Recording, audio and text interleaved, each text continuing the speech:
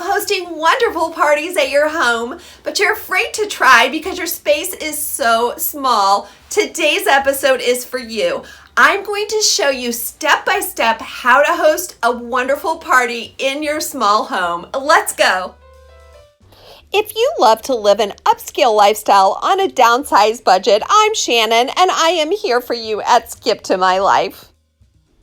Well, this is the first in my series of small space, big party videos, and today I will be giving you step-by-step instructions on throwing 3 different kinds of gatherings.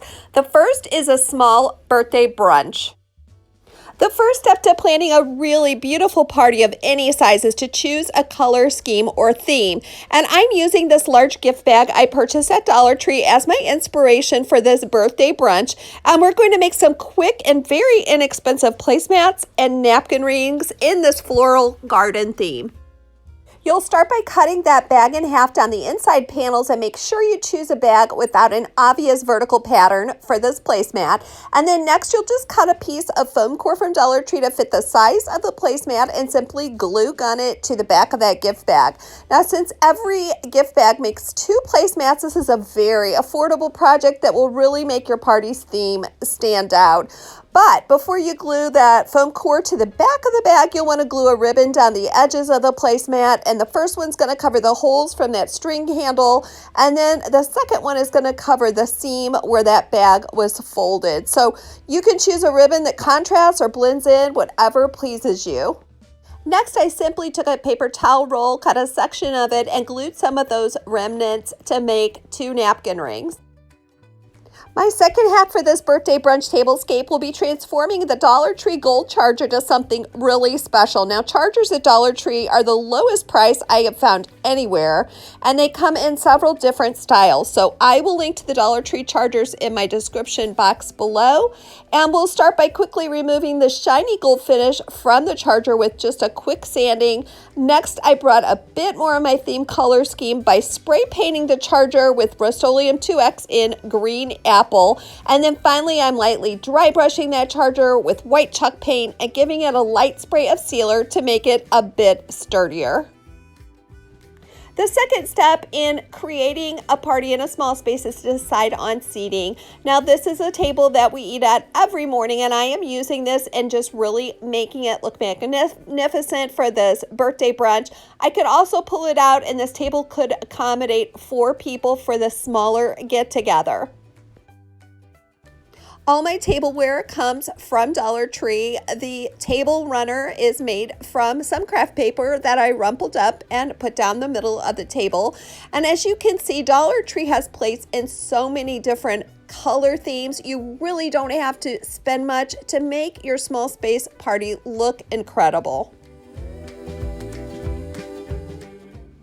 Now I'm showing you seating for 2 for the small birthday brunch because what I have in mind is inviting one of my friends over, and I'm going to use a recipe from the Stocked Kitchen, one of my very favorite cookbooks, and that's because the recipes here are so simple. They're tried and true. They always turn out delicious. And I'm going to show you how to make this simple quiche. First of all, the crust is just crackers crushed up with some melted butter in there, and then you press it into the pie pan and pop it in the oven just for a little bit.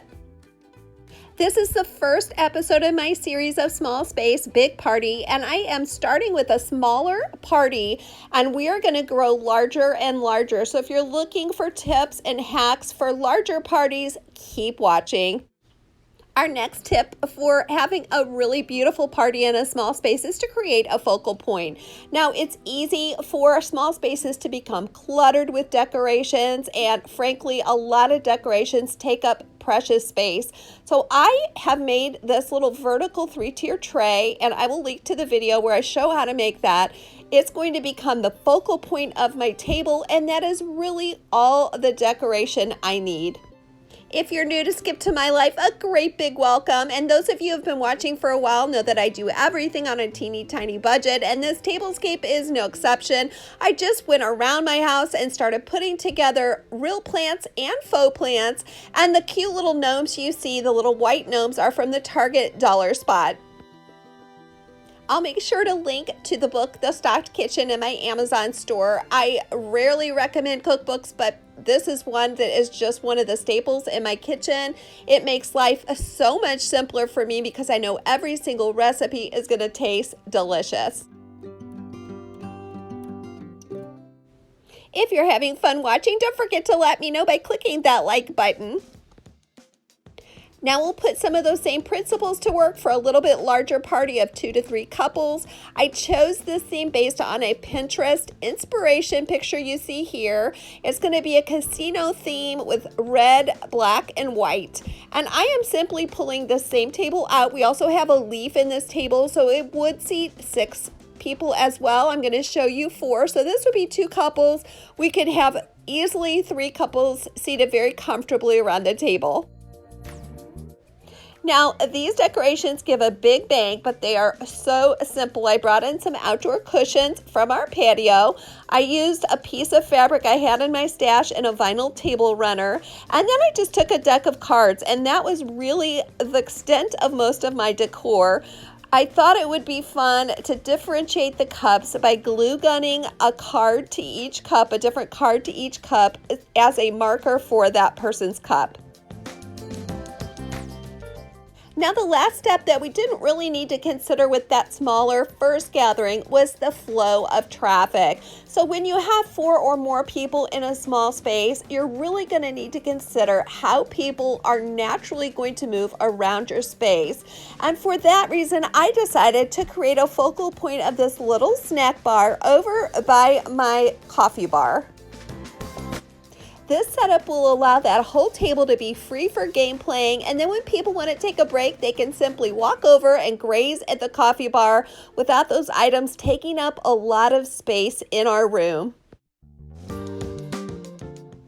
Another tip I found really helpful when entertaining in smaller spaces is to provide single-size servings for people to grab and take with them, like this movie theater candy, which I purchased at Dollar Tree, as well as the bags full of popcorn. It's so much easier for people just to scoop up an individual size and take it with them wherever they want to go. If you haven't already subscribed, you're going to want to, because my next episode is going to show you how to throw a really large gathering in a small space, and I can't wait to bring you all of those tips and hacks. I hope some of these ideas will help you really challenge yourself to break outside your comfort zone and ask someone over to your home so you can get to know them a little bit better. Well, your next step is to get your home clean and organized. And if that idea totally overwhelms you, no worries, I've got you covered. Just click on my Downsized and Organized playlist next, and you'll get all kinds of inspiration and great ideas.